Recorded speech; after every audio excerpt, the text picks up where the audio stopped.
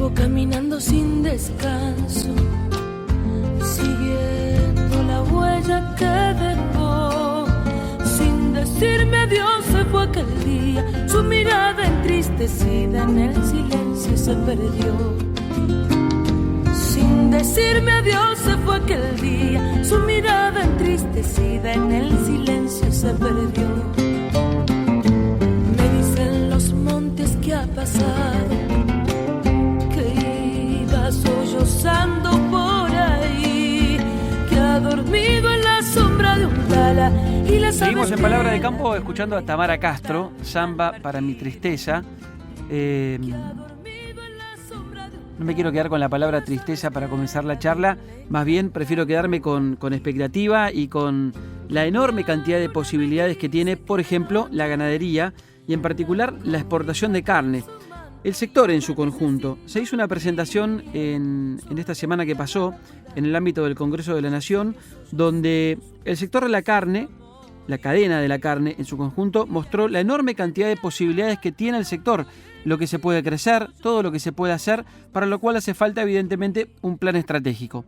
Quienes han trabajado en esta propuesta, o por lo menos quienes han participado de este encuentro, charla, debate, presentación, han sido todos los eslabones de la cadena. Están ahí los productores, los frigoríficos, entidades como la Fundación Agropecuaria para el Desarrollo de la Argentina, y la verdad es que queda clarísimo que nuestro país, con la marca país aparte, con la carne argentina como bandera, puede crecer muchísimo, tiene una enorme cantidad de oportunidades. Javier Peralta es secretario de la Federación de Industrias Frigoríficas Regionales Argentinas, de FIFRA, y está en comunicación con nosotros. Javier, ¿cómo estás? Daniel Aprile te saluda aquí en Palabra de Campo. Buen día, Daniel, ¿cómo estás vos? Bien, muy bien, Javier, muy bien. Gracias por atendernos.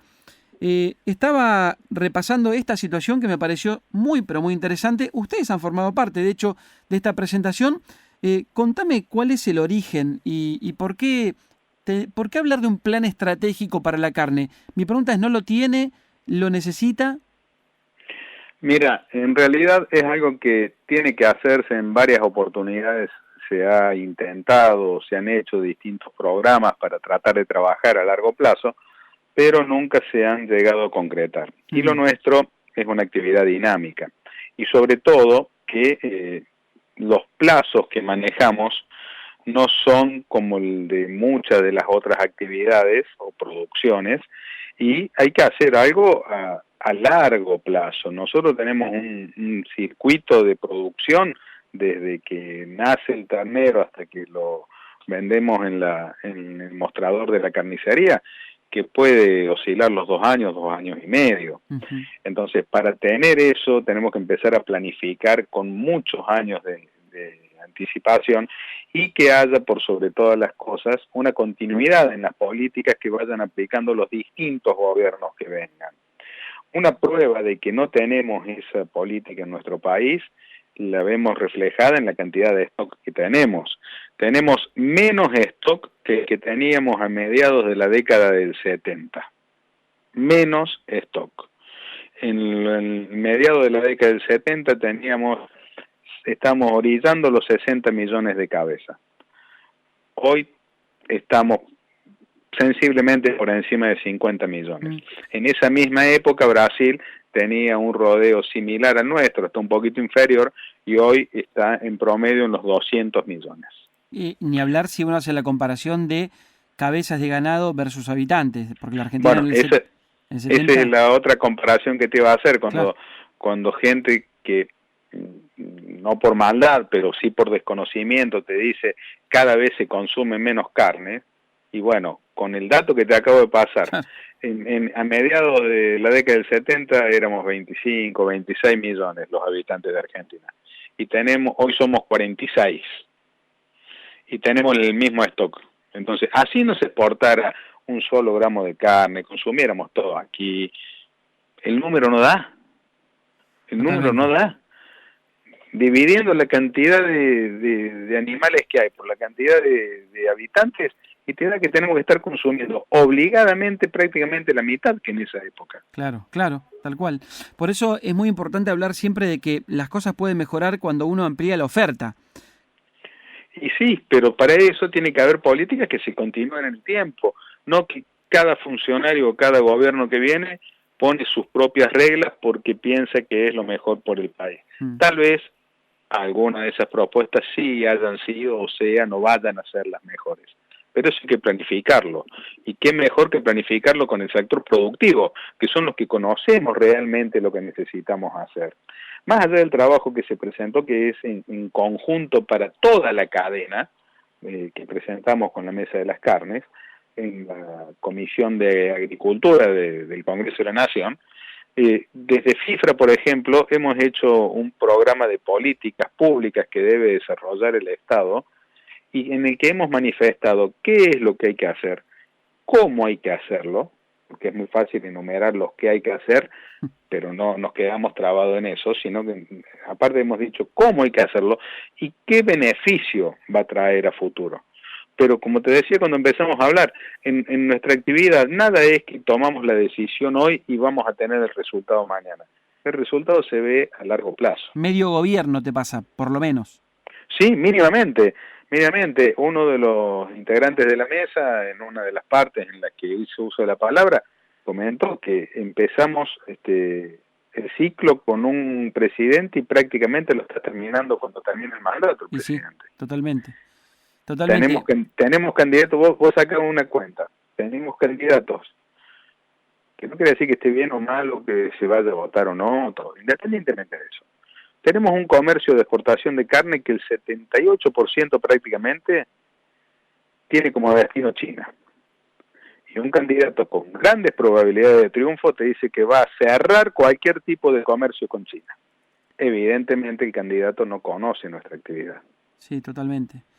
El punto es que, más allá de ese candidato, con otros, por ejemplo el actual, que forma parte del gobierno, llegamos a un punto donde a la gente le cuesta comprar la carne en la carnicería. De hecho, la última suba que tuvo la carne en el mercado de Cañuelas, después terminó reubicándose justamente porque en realidad nadie puede terminar convalidando un precio un poco más alto para la carne, no porque la carne no lo merezca o no lo requiera la cadena, sino porque en realidad el bolsillo está muy lastimado.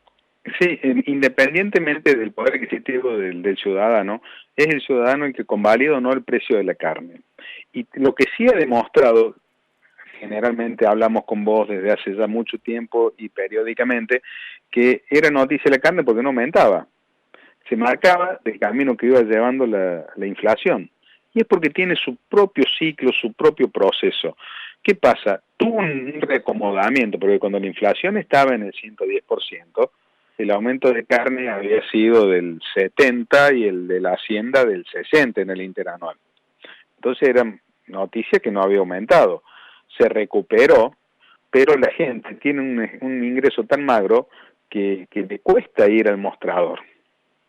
Al tener esa baja de venta el carnicero, eso se vuelve un poco para atrás en la cadena. Ahora no lo podés volver caprichosamente a un valor que vos quieras, porque va a llegar un momento en que el productor directamente trabaja pérdida.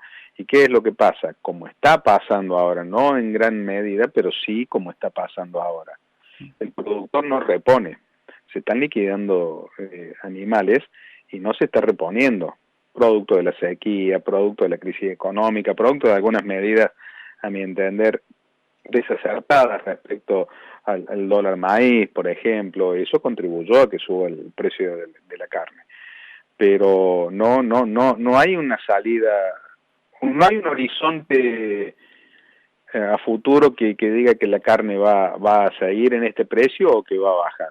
Estimo que para las últimas semanas del año, si no para noviembre, el precio va a volver a subir, porque este evidente aumento de consumo per cápita que hubo, producto de la liquidación de Hacienda, en algún momento esa Hacienda va a faltar, y cada vez es más la que va a faltar, producto de esta falta de precio y de que continúa desgraciadamente la sequía.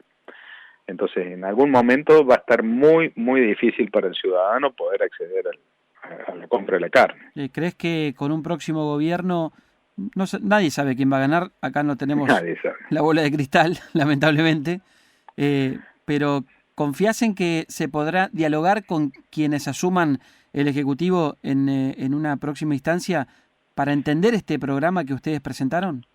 Esperemos que así sea. Desde FIFRA siempre estamos abiertos y dispuestos al diálogo.